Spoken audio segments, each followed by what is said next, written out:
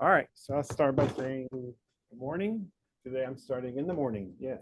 So good to see you all again. Good to see you at home as well. It's a pleasure to be here. Sorry I wasn't here last month, right? I wasn't here last month, right? Actually, you were. Was I? Oh, okay. Well, I was going to apologize for not being here last month because I was on vacation, but I guess I was here last month. So I won't apologize for my vacation. And, well, I'm going to tell you all about it actually as the second half of the talk. So that's what I was going to say. The first half of the talk is a very brief talk about health on a familiar subject on which I do not want to spend a lot of time on, but I thought we could talk a little bit about. Then I'll make a pause after that and ask you if you have any questions of something you've seen or heard on the news lately that you have a burden desire to ask me. But hopefully it won't take more than 20 minutes doing that. So please keep track of the time for me. So I could have another 30 minutes at the end to tell you what I did on my vacation. And I would apologize for forcing you to see what I did in my vacation. But hopefully I am trying to extract some health component to it. And we'll see if it works or not. Okay. So I'm going to talk about COVID, which if you remember when the pandemic hit us 2.5 years ago, we talked a lot about it. And in fact, we had review after review, and I came every 3-4 weeks and we update and we show a lot of graphs, kept track of things. Essentially, can you hear me? Very good. And so we monitor what was going on, and as a group kind of supported each other through the stress of that. And so at that time, I was saying always, kind of the outlook of this is 2 to 3 years from now, this is going to become like the flu. And so essentially, we're going to be talking about it as the flu, and we're going to be talking about vaccines like the flu. And hopefully, if we can sync the vaccines, we're just going to get 2 jabs instead of 1 when it's time to get the flu. So I'm going to show you I'm going to show you the same kind of graphs I show you those times with a summary from the beginning of the pandemic to today. And we'll just point out a couple of trends just to kind of see where we are today, because I think we're at the foot door, the foyer of the rest of our lives with COVID. And I think the flu and COVID are going to probably sync each other in terms of their upticking in the community, and the immunization patterns are going to probably start in 2023 to be coordinated, and likely will remain that way for our history. Who knows, until if someday it disappears, that's great, but if not, it's manageable. But what you were saying a year ago is indeed the case. Indeed the case. So we're in the here and now from what I said 2 or 3 years ago that it was turning into. I thought it would take 5 to 10 years. It's taken 3 years, which is a pleasant surprise, and good luck to us. So let me share my curves.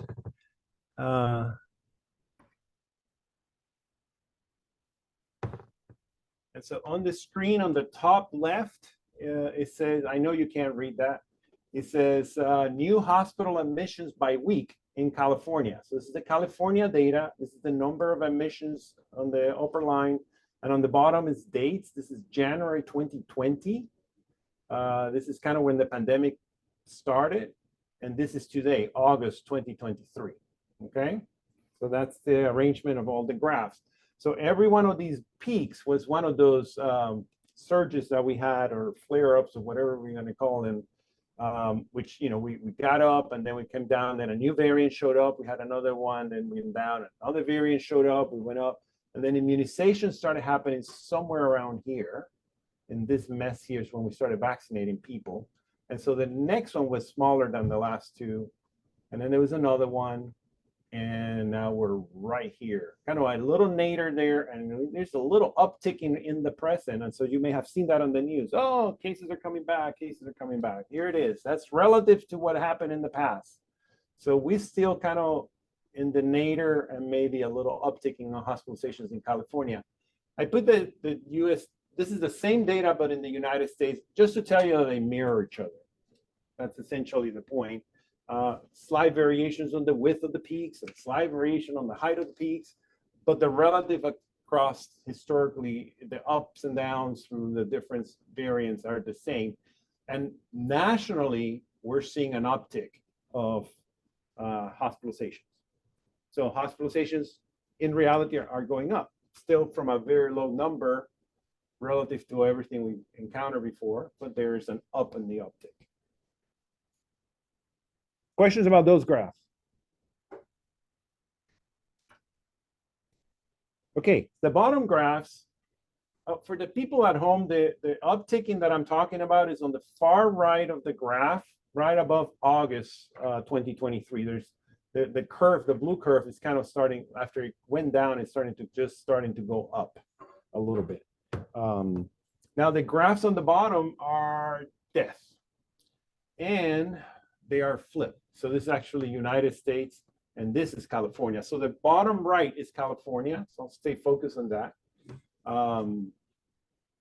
And so the point to realize is that while the hospitalizations went up and down, the curves of death is in reality going down. It's been going down most of the time.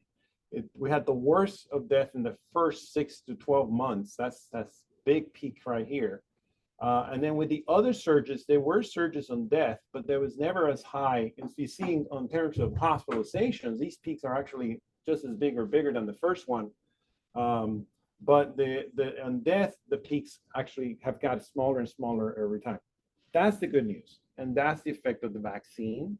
And that's the effect of having more people having it. Although, especially on these early ones here, this is truly the vaccine. There was not enough people in the community yet that had immunization to, or have had enough cases of it to say this is the so-called herd immunity. So this is truly, this drop here has been clearly the vaccination. So that's the two bottom peaks from January 2021, I think that's 21, no, 22, to August of 2023. The very low peaks of death are attributed to the immunization. Now, again, I'm going to focus, and this is for the benefit of the people at home. This is where the upticking I'm talking about is happening. These boxes are sitting between January and August of 2023. And you see on the top two curves, the last few weeks of data, they're starting to go up. And so that's what the arrows are showing.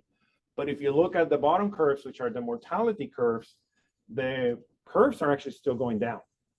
And so again, that's the good news, the effect of. I think it's a combination of the immunization, and it's also, we've got better at treating this, understanding what to do and what not to do when people get really sick.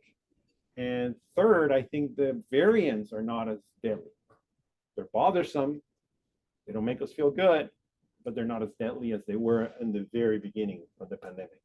And so I think the combination of those three things have put us in potentially the best scenario. We're going to have some virus spreading around. Some people will get sick, but hopefully most people will recover. And that's kind of the pattern that's starting to look. We just had another variant change in the summer. And so I wanted, yeah. So I wanted to, this is also about the treatment and stuff that you take if you get it. Is that helping? The Flaxovid, yeah. So few people are taking it. It does help. It does help. A lot of people notice that when you stop it, there may be a rebound, and so they don't get as sick, but they may get back some of the symptoms, and then they get better. So, but it does minimize the intensity if you take it early enough. It does work. You would encourage people to do it. I would encourage people who are age and or comorbidities to still take the treatment. If you're, I mean, it's a balance. If you're not immunized, for sure, take the treatment because it's a wild card what would happen. But if you're fully immunized, I would just then narrow it down to age, older age, and comorbidities. Cancer, rheumatological autoimmune disorders, COPD, heart disease, if it's definitely an active issue for you. If you had a heart trouble 10 years ago and you're doing phenomenally well, maybe. There's no harm to it. It's an antiviral and doesn't have a target in the human body. The target is in the virus. There's very little side effects to it, known to it, and there's not a lot of harm. It's like 3 to 5 days pills, and then you're done. So this is just, I think that historically, this is the graph that will remain over decades to speak about this. So this is the cumulative hospitalizations in the United States. And so August 2022, I'm sorry, August 22, 2020 to August 19, 2023 on the far right. Far right of the left graph is where I'm at right now. And so I just want to point out this is 6 million. So it's a total of 6+ million hospitalizations that occur in the United States over the past 2 years, attributed to COVID. This is why the healthcare system is burdened. No one planned for an extra 6 million hospitalizations in 2 years. No one had the resources prepared for this. And so today, if you feel like the healthcare system is slow and not responsive and whatnot, we're still trying to recover the impact of this incredible amount of new hospitalizations that came out of nowhere to us. This curve is the death curve. So this comes out to a 1.3 million. So 6 million hospitalizations, 1.3 million deaths on August 19th, 2020. Oh, that's United States. This is in the United States. Both of these are United States, not California. So You have a breakout? No. I did not pull the California one. We could try.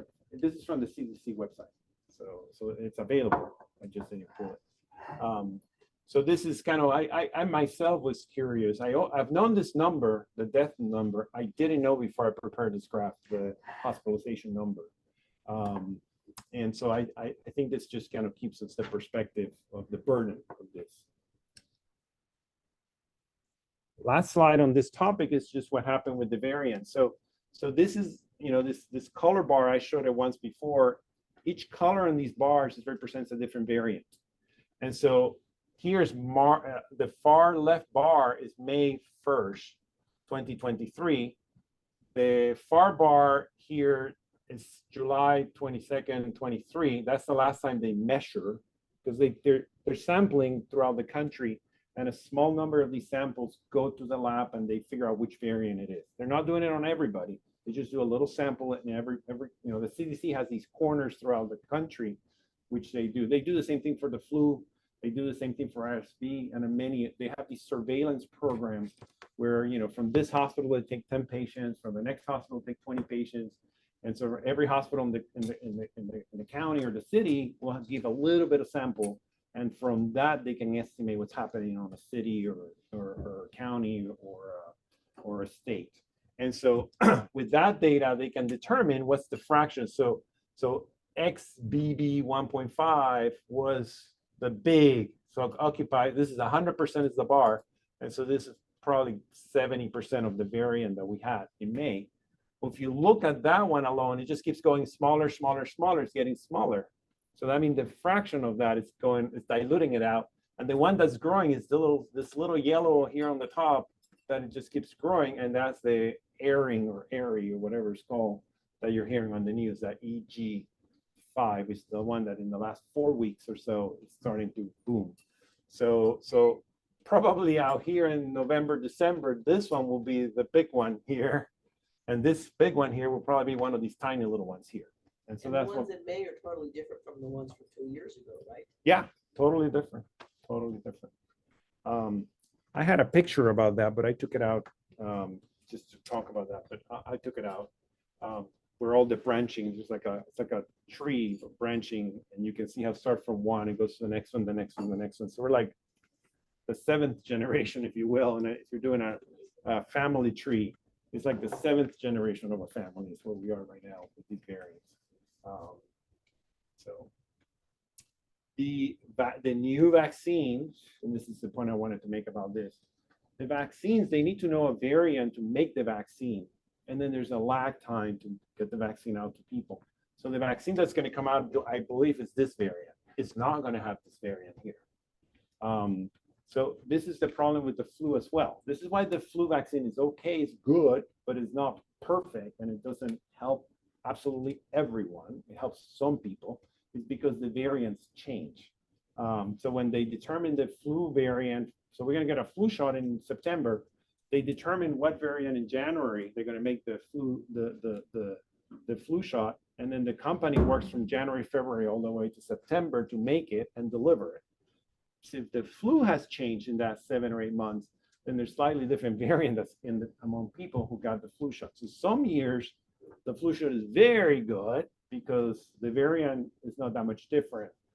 Other years is not that great because there was some variation between what was predicted to be in people in the fall and what actually happened. So the same thing is happening with COVID. So they made a vaccine for this, and it's predicted that that's going to be a small variant. There'll be other variants. Now they're strategically pick areas to make the vaccine that they predict it's not going to change very much. So there's a lot of thinking behind because they only make the vaccine to a small portion of the virus. They try to pick areas of the virus that scientifically, based on the best of our knowledge, we don't predict that they're going to vary. But the virus doesn't ask us what it does, right? So it's always our best guess of what it could be. And so right now, the new vaccine is expected out in September. The CDC and FDA have not got together yet to decide what the recommendation is going to be. That's going to happen in mid-September. And then we're going to get that recommendation. Age, what's the age cutoff? Is it going to be older than 65? Is it going to be older than 75? So the FDA and CDC are going to get together and decide that, and then put that out such that then hospitals and clinics can start providing the new vaccine. So that should be on the news by like September 15 or something. And then we'll all learn together because they haven't decided yet. That's around the same time the flu vaccine is going to come out. So I think, and in fact, I just read a message from UC Davis today. They're hoping to actually overlap this so people don't have to go twice, because that will create twice as much burden on the health system, right? Instead of going 2 times in September and October, October and November to get 2 separate shots, they're going to want to try to bundle them. So you get 2 shots at the same time. But we're still waiting for the final recommendation from the FDA and CDC. Now, on top of that, there's RSV, which is, I don't know if you heard about RSV. It's mostly a children's disease, a newborn disease. It's devastating. It doesn't matter whether you're healthy or not. It's actually devastating to babies. And so they've been working on a vaccine for many, many years. And they just came with an effective vaccine that just got approved. So this year, there's going to be for the season. So it's usually with the flu. It's RSV is what happens to babies. Flu is what happens to the rest of us when we're older in the fall and early winter. And so now there's going to be an RSV vaccine. And it's going to be recommended for certain groups in the later years, because as we get into our 7th and 8th decade, we actually become vulnerable to RSV again. So either when we're really born or when we have advanced age.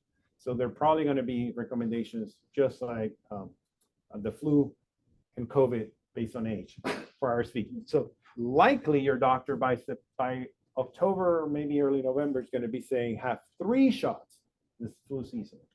And those are the 3 shots, the flu, the COVID, and the RSV. And again, they will be probably different recommendations based on age. So you'll have to pay attention, and your doctor will pay attention. So you need 1, 2, or 3, depending on the CDC, FDA recommendations for this. Any questions about that? I have a question. Yeah. I didn't get the vaccine that came out in April. So Okay. should I get it now and take the other one later? Or I should wouldn't. Get it. I wouldn't. Okay. I wouldn't take. In fact, I think they removed it. Okay. I don't know that they will give it to you. I think UC Davis, I think, stopped giving it to everyone to essentially avoid what you just said. How people still get this now, and 2 or 3 months from now, we'll scratch our heads whether they should take another one. So Different shots have come out so far. I've had the first 2, and then I got 2 boosters. There's been how many since then? I think that's it. Oh, That's okay. it. So you've had the first round. There were 2 shots. The second vaccine, which is the bivalent, the one that have 2 strains in it, then you've got two shots of that. And then this one that's coming up, my understanding is a monovalent, which means it's only one strain. But again, that will, when I read the final word from the CDC and FDA, I'm happy to share that with you as well. So we'll have the On this details. vaccination mode, we have somebody right now who's out and having a horrible time with shingles. Oh, yes. Shingles, have it. You just remind me that mine is due. So it is, I mean, it's a very, very painful condition. So, and it's preventable Yeah, it depends on to where a you certain get it, point. too. Yeah. Depends on where you get it. too. Where you If get in your face Oh, or your chest. Yeah, yeah, it's very, yeah, and if it affects the nerves of the face or the eye, it's really, it's a cause of blindness, actually. It can I lead will to share, blindness. she actually has it in her crotch and she's debilitated. Oh, yes. She's having a horrible time. Yeah, it's just a painful, and it's stubborn too, a stubborn condition, just, and we have antivirals for it, but it doesn't respond back great to it. So you basically have to kind of survive through it. So, yeah, and it's painful. So yeah, that's not a seasonal thing. That's based on age. When you hit, I think 50 or 55, that's when you get the sequence. And so yeah, it is triggered by high stress, whether it's emotional, psychological, or just physical. Like if you get something else in your body, like you got pneumonia, you got appendicitis, Well, my mother and my that can brother- stress you enough to get. My brother and my mother, both when they made these big moves, like my mom to Oregon. Yeah. and my brother moved to Alaska. During that time, they got shingles. Got it. Any other questions? Anything on the news about this or something else that anybody's pressed? I want to talk about it for a minute or two. I read an article about the Black Plague and the flu pandemic of 1912, 14, Mhm. that they took about, forgive me if I've asked this question before, but they said its course ran about 4 years, and both were before vaccines were available. They were, yeah, they're not. But so they just ran their course because the vaccine kept Immunity. kept going, and they had people develop immunity, but also the variants changed enough where they became less and less Right. killer. Is COVID going in that direction, or is that true? Is that It probably in some way, but the difference also between that time and now is that people get on planes now and move around the world. At that time, people were local for the most part. Yeah. There was a very small number of people who actually crossed the Atlantic or, went far away from their local towns and cities.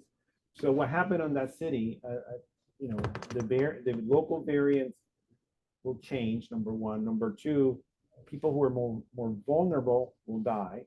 And the people who survive were the people who had the fitness to survive for that. So then the disease became less of a problem because somehow naturally you're being selected to survive that.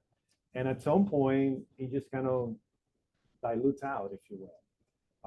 So that's what happened. It's hard for COVID because there's planes. People are flying all over the place. And so keep exchanging variants? exactly, we keep exchanging, and in this town, this variant may get, but then we got 3 other people flying from 3 other places. So we're constantly inoculating each other all over the world. So I think the vaccine is going to be our way to control this Rather than rather than time. Time is helping because the variants that we're getting over time are less virulent. So that's good. But I think at this point, it really is the vaccine that's making the difference. 1918, it was spread because of the war. And we were sending People, right, all over, the yeah, world with it, that's right. and there was no vaccine for it. I mean, I had one uncle that. Anyways, Yeah, no, the war factors, I forgot that one too. That's how people were moving around and exchanging. They pile Yeah. them all in a ship and then send them over to the, Yep, yep. countries. Yeah, they, No, I just read that the vaccines are more effective if you get them in the same arm every time. Have you heard that? yeah. So, this is new. The thought there is that because what you get is RNA, the RNA that you get in your arm drains into your lymph nodes under your armpit and out in your neck on that side. And so they think that the cells that see that RNA first, they see the largest amount. So you kind of generate cells that are the strongest against it in that arm. And then you develop immunity around your body, and other cells in the body will develop this because they get to see some RNA that circulates, but it's a much lower amount that actually circulates throughout the rest of the body. So when they give the second injection, the same arm, the cells that see that in the same arm, meaning the armpit nodes, the lymph nodes in there, are just walking up gangbusters right away. So you get a bigger effect in your body. So remember, your body makes antibodies to the vaccine. That's how we get immunity. The body fights the injection that you get, and what it makes is antibodies, and it's the antibodies that stay in your body what protects us. So if you get it on the other arm the next time, their cells here are sluggish because they didn't get the same dose the first time, and then those cells may be less, the quantity that they make appears to be a little less, enough that it's actually noticeable. And that's what that study shows. So no one is surprised with the fact that it's different. What was surprising was that it is clinically evident, that it can be noted, that it can be measured in that way. So yeah, so that was interesting. And maybe a tale to tell that probably we all should be getting the shot on the same side. Yeah. So my question is, will COVID, because of the amount of time that goes by, kind of reach that point where it drops into the noise and becomes like a cold? Yeah, Typically- those graphs are suggesting that. Yep, Okay. yep. And- That doesn't mean that, but that's a great point. Let me correct this. Make sure I didn't mislead anyone. That does not mean that's the number of infections. There were probably billion more infections than that. That was hospitalization. That's the people who got really sick. That's going down.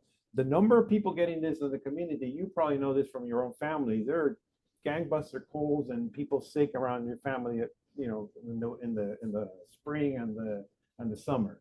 So, and some families have been getting sick like every 2 months, every 3 months. So the virus is hopping around, but people are having mild cases.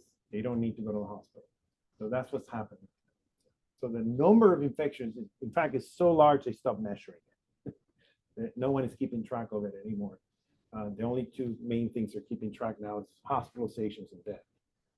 That's why they stopped recommending. Part of that was when they stopped recommending to be screening and to, you know, when they end the pandemic, a lot of the screening and monitoring that we were doing before that went away. And that's part of the ending the pandemic. So we no longer know what's the prevalence of the infection in the community because no one's measuring. Will there be a time, what do you think that, like I said, with the Black Plague and flu, you know, there was a time where it became pushed to the background. Is COVID going to, are we, you know, it's Hopefully. been 4 years, so. Hopefully, yeah. Yeah, so the common cold is actually not a single virus. Right. The common cold is a mixture of many viruses. So many viruses that kind of give you, sometimes your cold is a little more cough, sometimes your cold is more nasal congestion. That's probably because you have probably a different virus doing it. And so that's what you mean by it's going to just join that cadre of other viruses that are going to give us colds. And there's always somebody who gets a lot sicker with a cold, and there's others that just get a sniffles for a day or two and move on. So I think hopefully, and that the data that we have today supports that that's what's happening. But it's pretty contagious. Still moves around from people. I mean, you know, one person brings it in the home, you know, others right away get it. So it's still contagious. All right. So I don't know about you, but I feel like COVID is kind of a downer. So so I didn't want to end today with the downer of COVID, although there is some good news embedded here. That, you know, there's not so good news as well. So I thought I was going to then talk about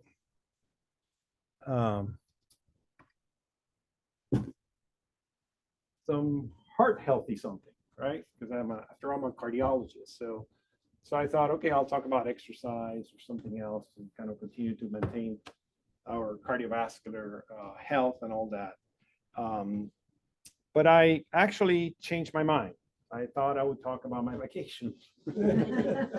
Why? Because I just had it. I have fun. It was relaxing, and I have to say, in 3 or 4 years, I haven't relaxed that much.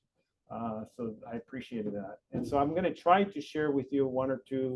I have a couple of pictures. I have a couple of movies. I have a little video. Everything is short. I think the longest is a 3-minute, 3.5-minute video. Which when we get to that video, I'm going to prep you for the video. So there's going to be a little prepping for it. Was Rumi the cameraman? I'm sorry? Was Rumi the cameraman? Rumi was the cameraman in one of the videos. Yes. Yeah. Rumi is my son. So let me introduce you to the trip. So this is a complicated trip. We went to Boston for a conference and we went to New York to see my daughter. And then from there, then we went to San Juan. So my son, Rumi, and I went together. So this is my son, Rumi, on the right. And that's me at the beach. So you can't see, it's kind of burnt out, but that's the water beyond the cars and the beach. The beach And in in Puerto Rico. Puerto Rico. We're in Puerto Rico. We're in Luquillo, which is on the east side of the island. And then that's my dad. So essentially, the adventures I'm going to show you was the three of us, the three amigos running around in the island, if you will. My dad hates to be on a picture, so he probably won't be smiling on the pictures.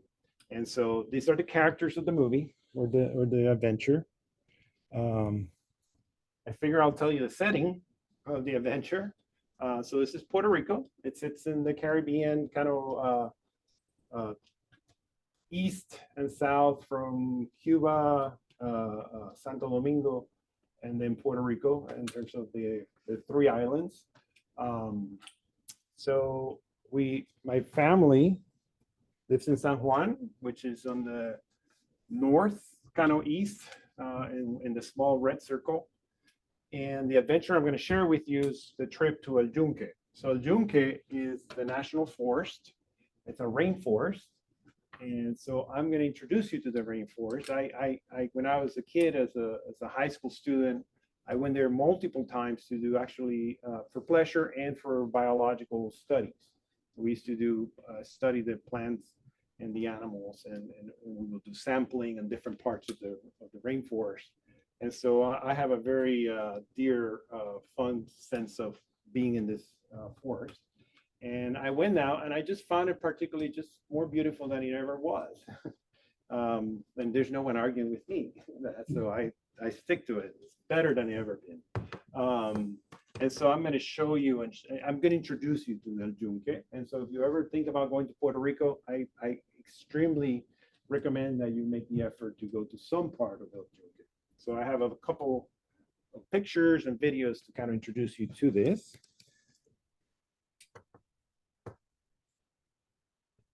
Okay, so let's see, and show.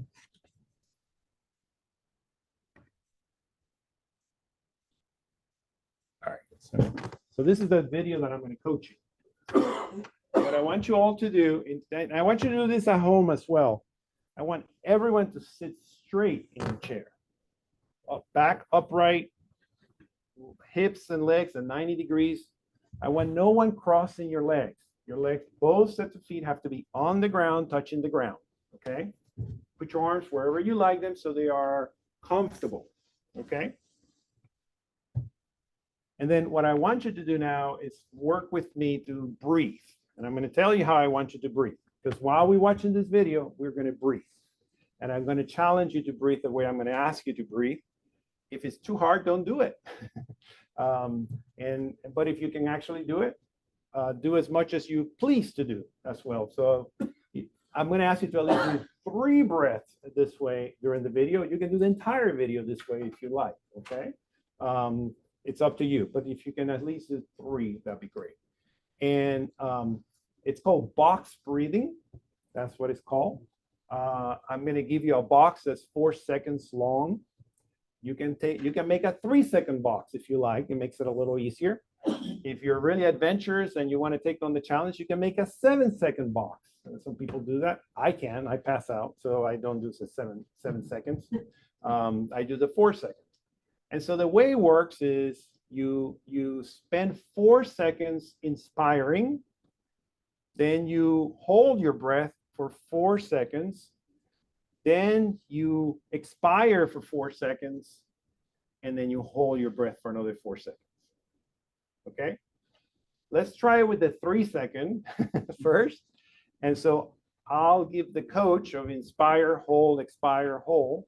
And I'll count with my fingers at 3 seconds. Okay? So is the video, can the people at home see me? Or can we stop sharing so they can see me? Yeah, I see, so they can see my hand. Where's the second and on this clock on there? That's okay, because when we do this, we don't have you don't have to look at your watch. You'll be counting inside of your head when you do this. So right now for the initial, I'm just going to use my fingers to see how I count it, and you can count on yourself when you're doing it. Okay, so inspire, hold, expire, hold, stop, breathe normal. You like the word exhale better than expire. Thank you. In Spanish, it's expirar. Respirar, expirar. Sorry about that. Exhale. Inhale, exhale. How's that? Okay, thank you. All right, so let's do it 4 seconds. All right. Inhale. Hold. Exhale. Hold. Relax. And so the most adventurous of you will do this 3 times in a row and then go back to your pleasant, comfortable breathing where you should be unaware of your breathing. Okay? Anybody that wants to try a practice again before we play the video? All right, let's do it one more time. We'll do the 4 seconds again. And again, in your head, just count 1, 2, 3, 4, boom, next action. So that's it. Don't force yourself with it. It's just slow counting. I cheat. If I'm a little short of breath, I count a little faster. If I'm feeling adventurous, I count a little slower. So it's your the 4 seconds belong to you. So don't be concerned with the clock, okay? So again, we inhale, hold, exhale, hold, breathe. So don't try to breathe real fast in your inhalation or exhalation because you run out of space and you still got another second or two. So just pause it a little slower. So part of the practice is for you to realize, can I make the 4 seconds or not? Should I slow down a little bit on the inhale, exhale? So if you're running out of air or running out of space, just slow down a little bit at the beginning. This is intended to be a smooth, soft, not push, not force breathing. And so what I'm going to ask you, can we turn off the lights? Yeah. So while you're watching the video, just relax. Again, feet on the ground, straight on the chair, and then focus on your breathing and just enjoy. It's about a 3.5 minute video.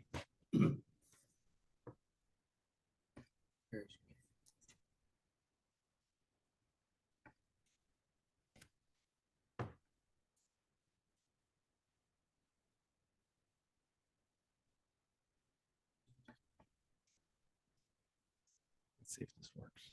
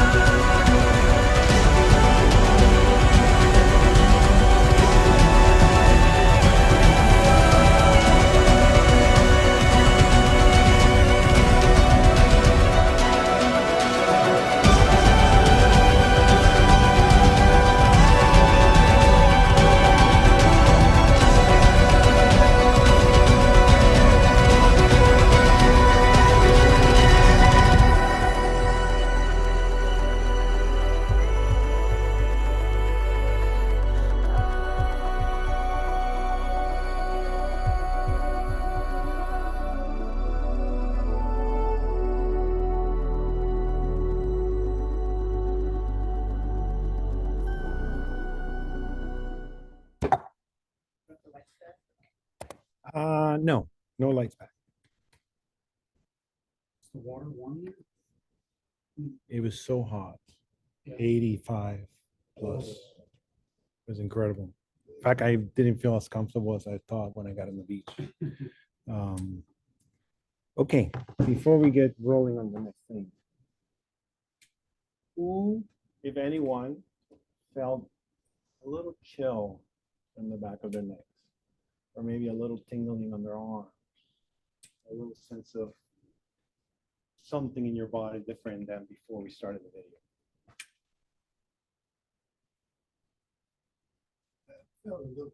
Something, yeah. It wasn't so clear, sure what it was, but you felt something different. Anyone else? Anyone else at home felt anything like that?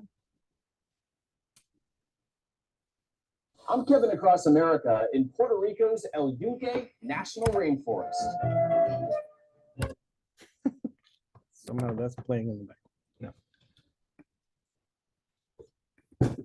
Okay, so first of all, I ask you to sit yourself the way that I ask you, because that's the way you're supposed to sit at home when you check your blood pressure. If you cross your legs and you slouch in the chair, your blood pressure will be abnormal. So I hope you learn now how to sit for when you check your blood pressure at home. Then we also say when you check your blood pressure at home that you sit for 5 minutes and relax.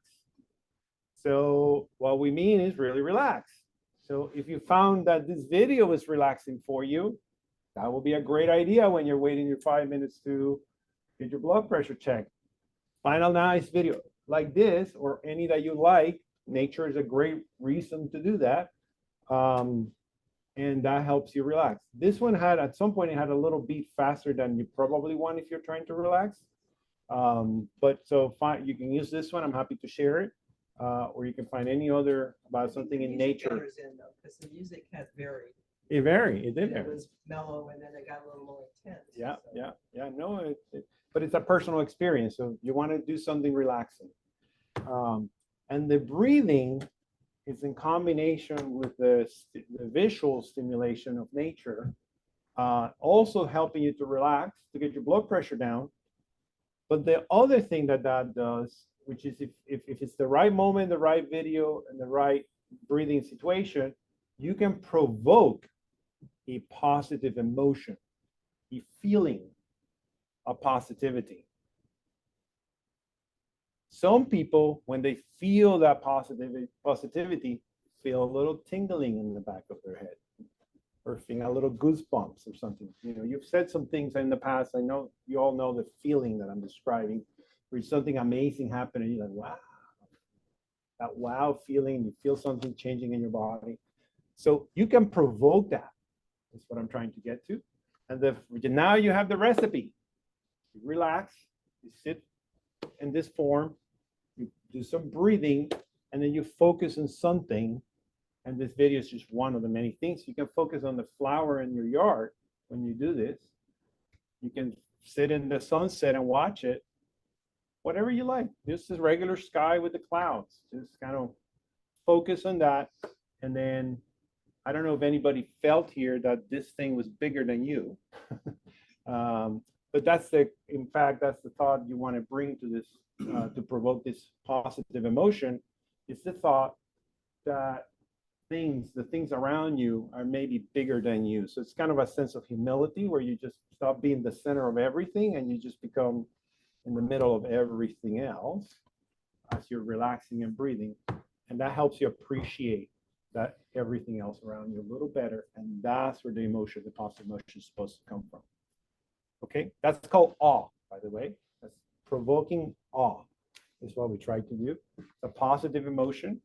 And this video, I mean, it's a personal thing. So not everyone has to find this to be that amazing for it. But I just wanted you to learn a little bit of how to relax. You just, this is mindfulness. What we just did was a mindfulness exercise. So when people say, practice mindfulness, you go like, I don't know what, I cannot do yoga, I cannot do noon or whatever the thing is. I don't have money for a class or something. That's it, you're done. This is mindfulness. You just did it. You can do a lot more with it, but this is kind of like the most basic of it. And you can do it as many times as you want to throughout the day. All right, so moving through our trip, I do want you to learn a little something about the forest.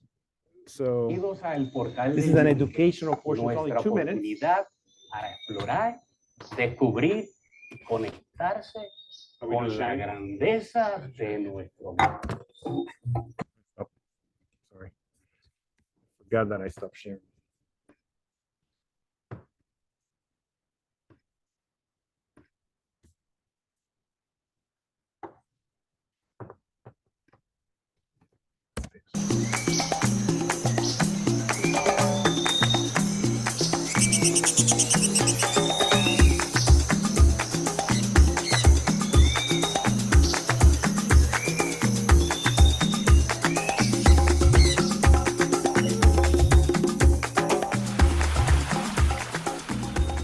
El Yunque National Forest is a really special place.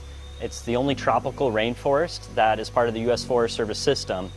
And having that tropical connection enables visitors to connect with completely different natural environments, biospheres, and environment than they would experience in other places. El Portal gets to connect people from all over the world, but also our neighbors with El Yunque. In the past was an amazing experience to educate our visitors before they engaged in the rainforest. Now it's connecting. It is the culture, the art, the community, and the feeling really deep down in the bones of El Portal is the steps forward with our partners in implementing co-manejo in Espanol, or co-stewardship. We're doing this together. El Portal was envisioned as an ecosystem, not just a structure. It was thought as an energized space that would offer more than just the visitor center experience, something beyond that. Forest Service work with diverse entities, groups, to be inclusive of diverse interests. Communities were asking for a stronger representation of Puerto Rican culture in El Portal. In the exhibits, the art in El Portal, the movie that we have in El Portal, we also show environmental concepts that we can easily see elsewhere in Puerto Rico, in the Caribbean, and in the world. So through environmental interpretation, environmental education, we can actually help visitors understand how those connections are made and the many interconnections and interrelationships that we have between the concepts that we are showing at El Portal. Nuestro enfoque aquí. So that's my brief introduction. So we went to El Portal, it was one of our sites, and I actually hang out in there for 2 hours, didn't know what happened to time. There wasn't anything actually happening. You just kind of stroll through the place and stand in front of one of the exhibits or something, the breeze, the clouds, the fear that it was going to rain. No, it's not going to rain. It's going to rain. And just, for 2 hours, we just relax and don't know what happened to the time. Let me get back to my slides. This is what? This is new since you were. This is definitely new. They built this maybe about 10 years ago, got completely destroyed by the hurricane, and they just rebuilt it and open it up again. So I'm going to go back to my slides. Am I sharing the full screen or just the? Let's do it again. Just sharing it. Yeah, that one. No, just share whatever's on your screen.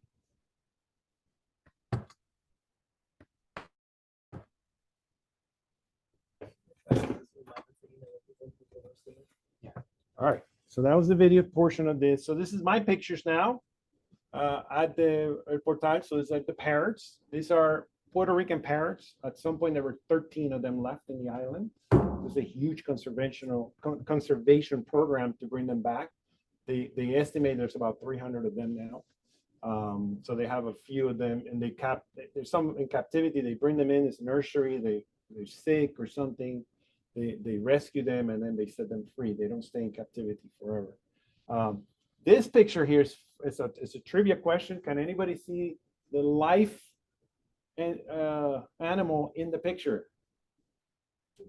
The green on the green side on the left. Spider. Is it the person? Oh, right there. Oh, that's a real bug. It's a real spider. The biggest spider I ever seen in my life. I just saw it 2 weeks ago, and there it is. It was just standing there. And so my son and I could not agree whether it was real or just a toy. So we went away, and when we came out, we went looking. That thing wasn't there anymore, so it was real. That was the size of my wife see a spider at home the size of a nail. And you have this in a video, so I'm gonna have to make up for this at home. And she screamed because it's the size of her palm. Okay, same with my daughters. This thing was the size of my palm of my hand. Okay, how big it was. I don't know if they're venomous. I never grew up knowing that there were venomous spiders in Puerto Rico, so I don't think they're venomous. But You don't want them in your bathroom. you don't want them in your bathroom. So this is at the portage. So we had the entrance of the portage. My dad and I. It's my dad with my son right in front of that veranda, and then that's me again. The characters of the adventure. So this, it's a picture of the river that we. So we went to our portal. We couldn't get to the tower. So if you saw in the video, there's a tower way up there. We wanted to hike up there. It was closed because they already had given enough passes for the day. So we went driving around some of the other trails and found El Puente Roto. This is the broken bridge. This is the bridge up here. And so we park on the side of the broken bridge and then hike down to the river. And this is the river that we got into. And we just hang out here for another 2 hours in the river. There's some people over here hanging out on the river. So I want you to hear the river. So this is what the river sounds like. And this is about 30 seconds.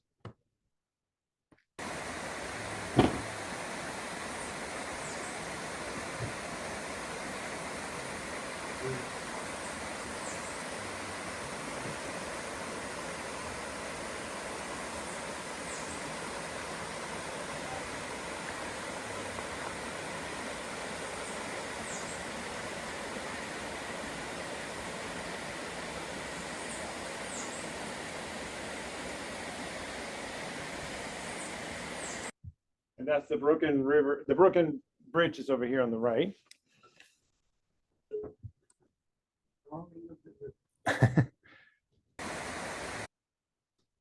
All right. Who is not relaxed yet? Who has forgotten about COVID? Right. We forgot about that already. Feel how far that was. It feels like it was a long time ago that we talked about that. That's what mindfulness does for you. It makes time go away. It slows down your brain to be in the moment. I'm sure you were hearing that, right?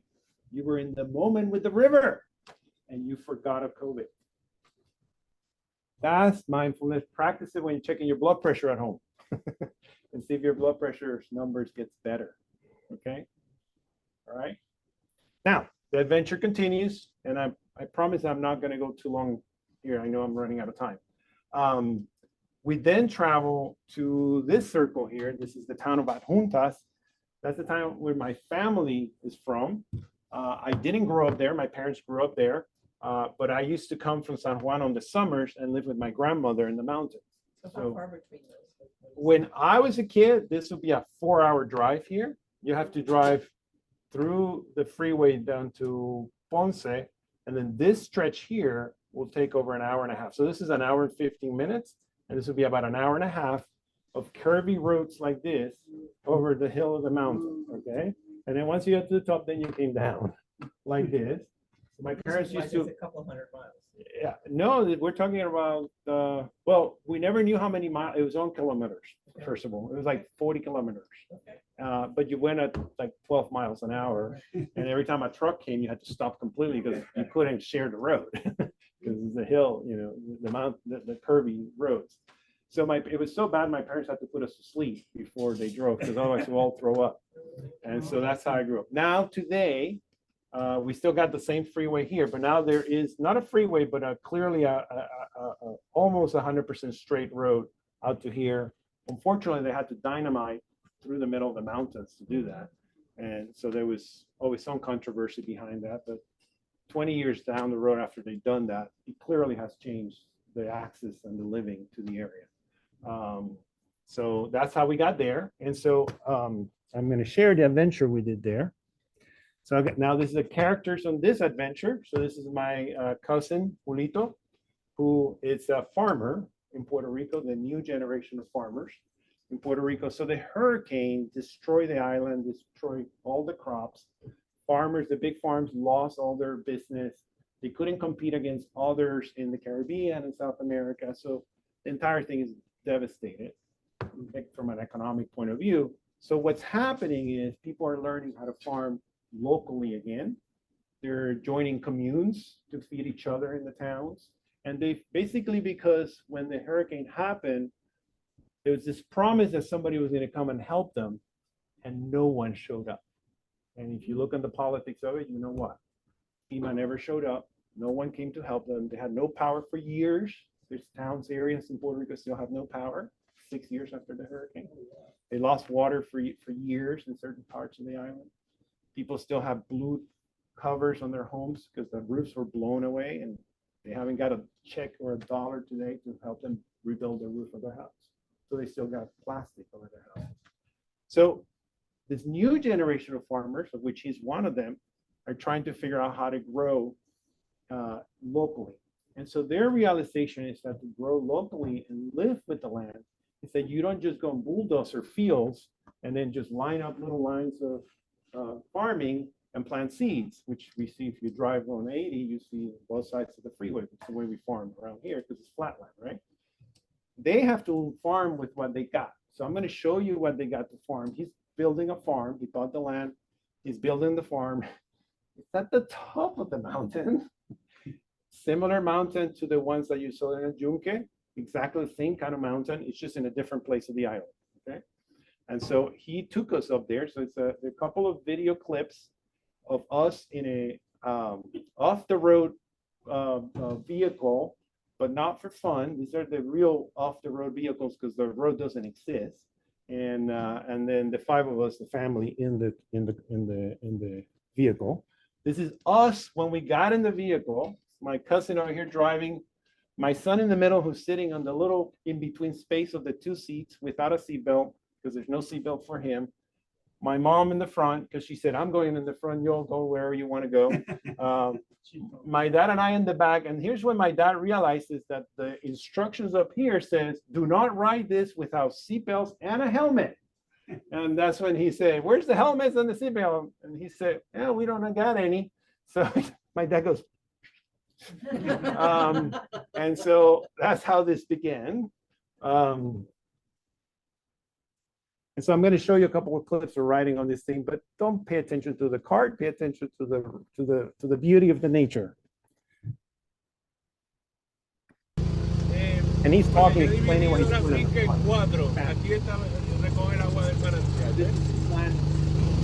Everything is here. He dividido la finca en 4 y estoy desarrollando el primer quarter.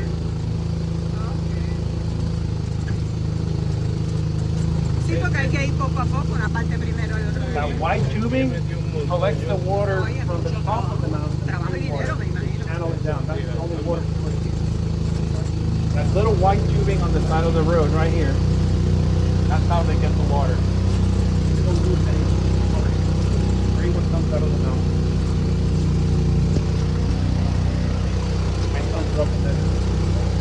Aquí ya los caminos están mejores. Lo que pasa es que hay que hacer unas prácticas de desagüe y eso. Estoy esperando a recursos a NRCS. Yeah, they cleaned it. So he worked really hard to. He's saying here that this is the portion they did. That where we were coming, the road hasn't been done. He just carved in the mountain and that's it. Here has been already kind of cleaned up to actually have an actual trail for vehicles. But he said he was spending so much effort doing this, and finally had some people come out from advisors to come and say, why are you doing that? Because once you get your farm set up, then you actually can get resources to help you build this. You don't have to do it yourself. So they say focus on building the farm so that you can be a farmer and get the benefits of farmer. And you don't have to spend all your energy, your time, and money just plowing the road, if you will. So he said this one he did, and then he stopped to plow it.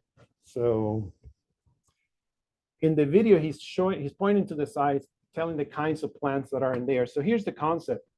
They don't want to destroy the forest because what he said is when the next hurricane comes, if you don't have the forest to protect you, your crops are gone. So then if you cut the forest and the hurricane comes and take your crops, you got nothing. So what they're doing is they leave they're cutting a little bit to get in and out of it, but they're basically planting within the forest. So they leave the trees in the forest, they clean up a little bit of the brush in the bottom, and they strategically have levels to the mountain. So the forest still remains as the protection of the crops. And Bueno, yo he dividido la finca en 4. Aquí está, recoge el agua del manantial, ¿ves? He dividido la finca en 4 y estoy desarrollando el that was same video. This is the next video. When we got to this.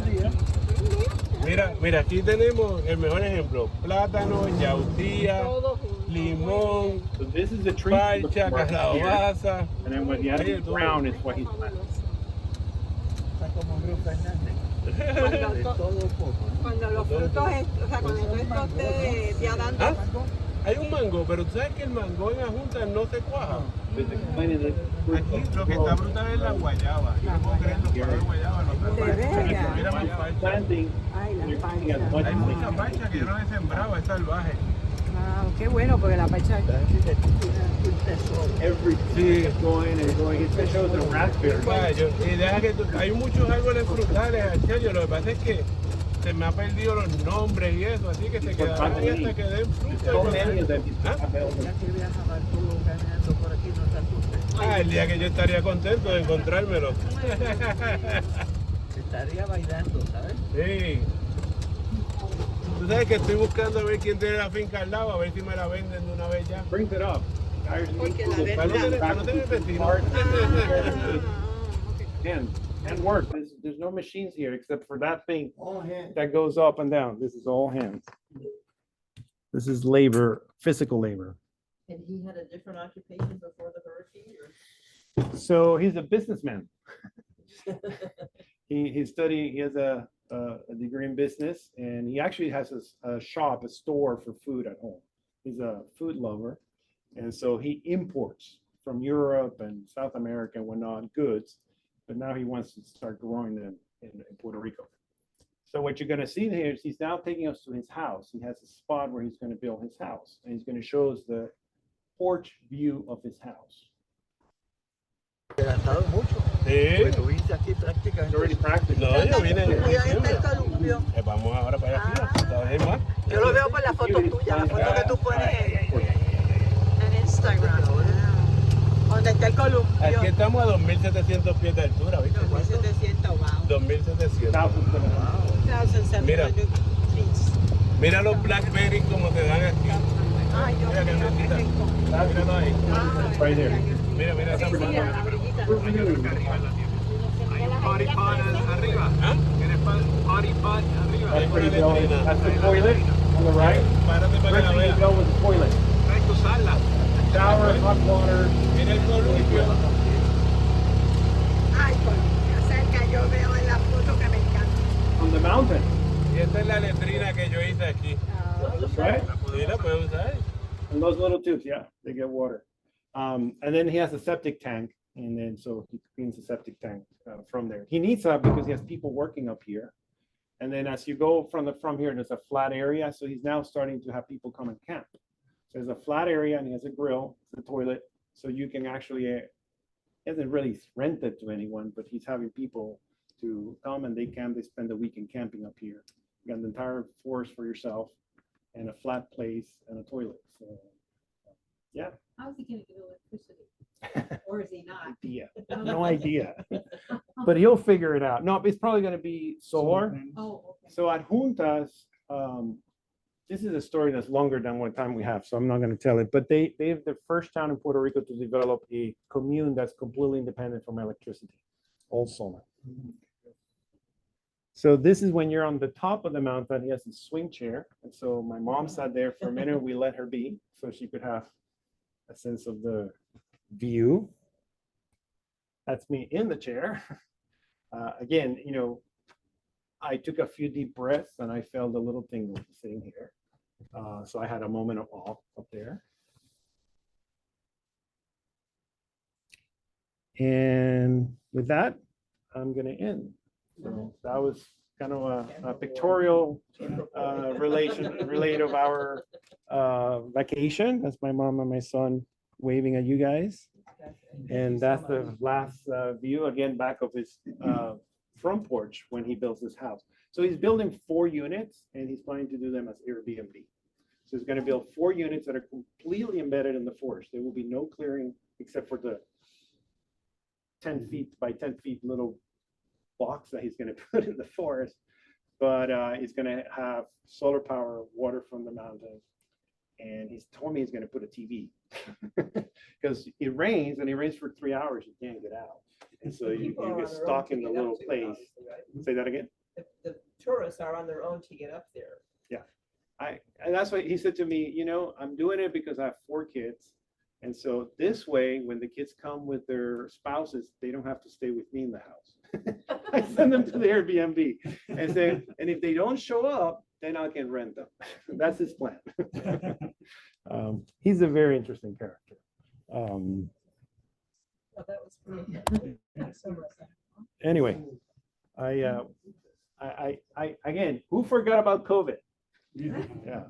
All right, good. Then I accomplished what I wanted, which is to share something different, and hopefully, you know,